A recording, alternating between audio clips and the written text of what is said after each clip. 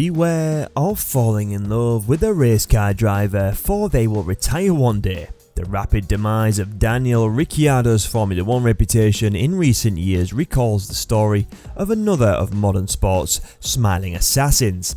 Former cricketer Graeme Swann, who has won as many hearts for his unique wit as for his match-winning performances for England, Daniel Ricciardo has left Formula 1 fans scratching their heads after an apparent joke about retiring from the sport. Fans understandably react to the news with excitement at the prospect of a Grand Prix being held under the bright lights of Sin City. However, Ricciardo decided to use the big announcement to drop a bombshell statement of his own. Let us take a look at his retirement news, but first, let's look at the where did it all go wrong.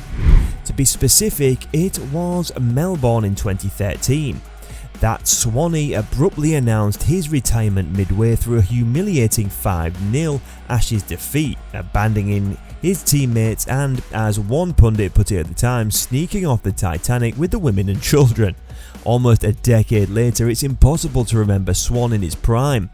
The wickets, the batting cameos, the amusing video diaries from Australia that gave birth to the iconic sprinkler celebration dance in 2010. Without thinking about the bitter end and what it revealed about him, he was misunderstood him all along, or had he duped us? Did the ego that drove him to be the centre of attention lure him into making a selfish and ill-considered call when time gets tough? A similar fate is potentially in store for Ricciardo, who made his final F1 appearance for the foreseeable future at last month's Abu Dhabi Grand Prix, to bring an end to 2 seasons of torture at McLaren.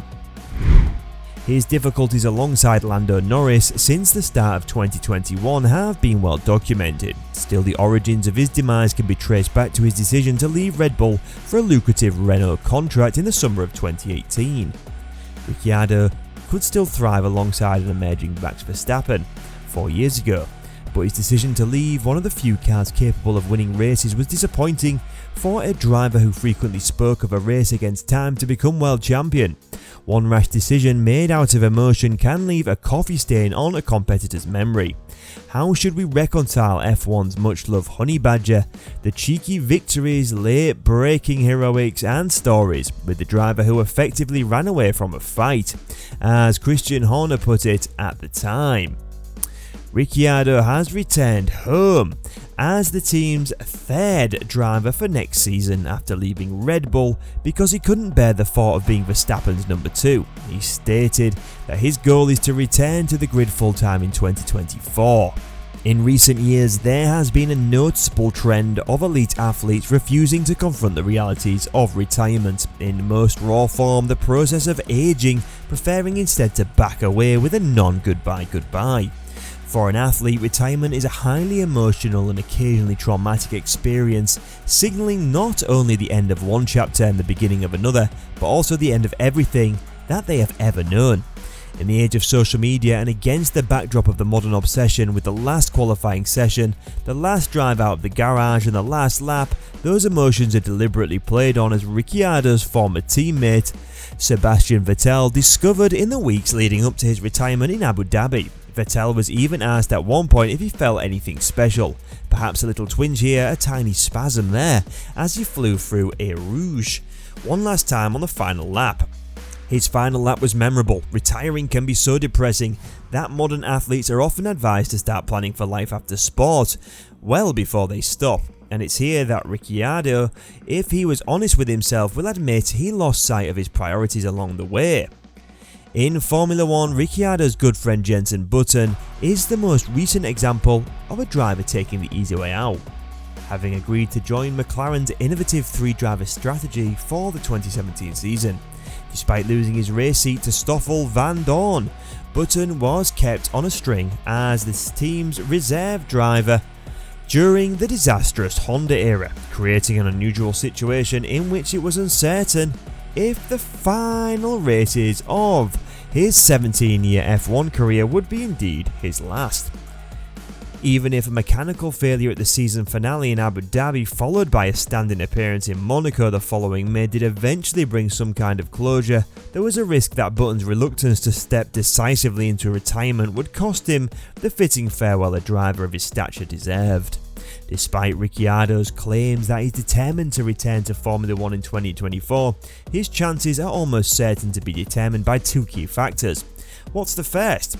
That the team is willing to overlook the unflattering evidence of his McLaren career if they are convinced that the Daniel of old, even at the age of 34, is still alive and well. Take a look at this. In this video with GQ Sports, Daniel responded to a tweet from a fan who wondered why Daniel was joking about his retirement, and the 8-time winner had a very direct response. I also like how it's been worded like kind of aggressive at me, but then it's also like really sweet.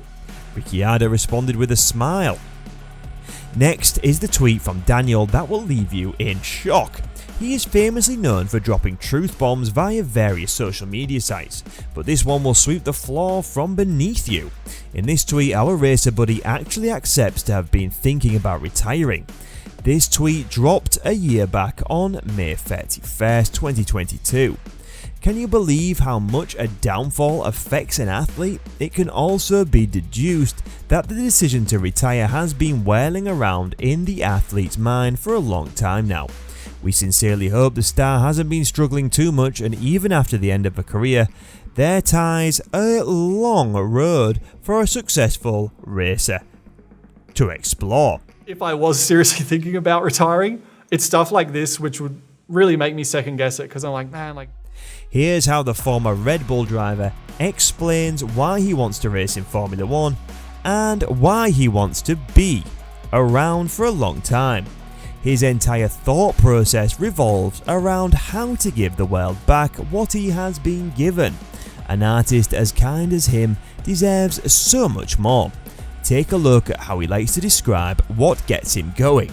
Obviously I do it like for me, and I do it because I believe I can still do it at the best and the highest level, but I also can have a positive effect on other people and really give them something to like be excited for. So this sort of stuff definitely like makes me want to do it longer. So that's actually really cool. You suspect Daniel is still trying to figure it out for himself. He stated that the last couple of years has clearly worn him down and that it will require some time away from it to rediscover and rebuild the most important part of himself. He said this following the raising of the checkered flag in Abu Dhabi.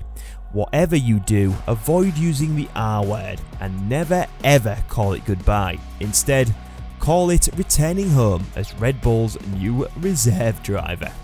And that brings us to the end of the video today, guys. We hope you liked it, and if you did, don't forget to like the video and subscribe to the channel. Drop a comment telling us what you want to see next. See you in the next one.